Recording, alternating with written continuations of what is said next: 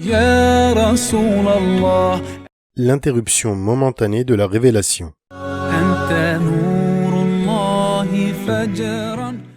L'auteur rapporte, dans l'édition de Dar al-Wafa' de 2010, il y a l'ajout suivant.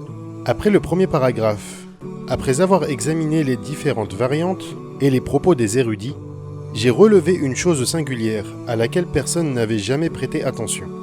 Savoir que ces versions et ces discours impliquent que l'envoyé de Dieu sallallahu alayhi wa sallam demeurait à Hira un mois durant, en l'occurrence le mois de Ramadan de chaque année. Une telle retraite commença 3 ans avant qu'il ne soit investi de la prophétie. À la fin du Ramadan, il quittait la grotte de Hira le matin du premier jour de Shawwal pour revenir chez lui. Dans la variante des deux Sahih, il est spécifié qu'il reçut la révélation après la période d'interruption, alors qu'il s'en retournait chez lui suite à un mois passé à Hira. Ce qui veut dire que la révélation succédant à la période d'interruption se fit au premier jour de Shawwal, après la fin du Ramadan, mois au cours duquel il eut l'honneur de recevoir la révélation et de porter la charge de la prophétie. Ce fut la dernière fois qu'il se retira à Hira. S'il est établi que la révélation descendit sur le prophète sallallahu alayhi wa sallam la nuit du lundi 21 du mois de Ramadan, cela voudra dire que l'interruption de la révélation dura 10 jours, pas plus, et que celle-ci reprit le jeudi matin qui correspond au premier Shawwal de la première année de la prophétie.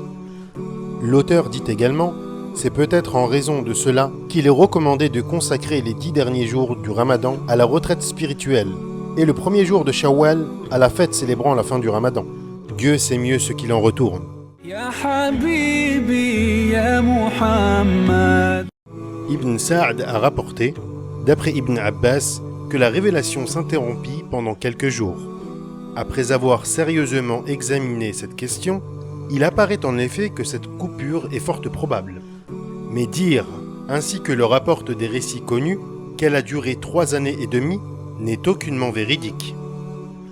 Nous ne pouvons cependant aborder ici cette question en détail, aux fins de démontrer son caractère infondé.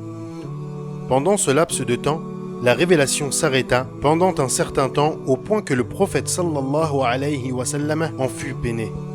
Son chagrin fut tel qu'à plusieurs reprises, il partit de chez lui pour aller se précipiter du haut d'une montagne escarpée.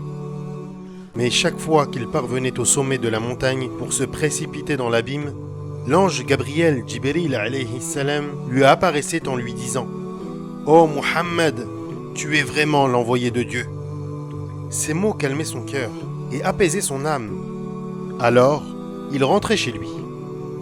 Puis, quand la révélation tardait à venir, il repartait de nouveau pour la montagne et, arrivé au sommet, l'ange Gabriel Jibril alayhi salam lui apparaissait et lui répétait les mêmes paroles.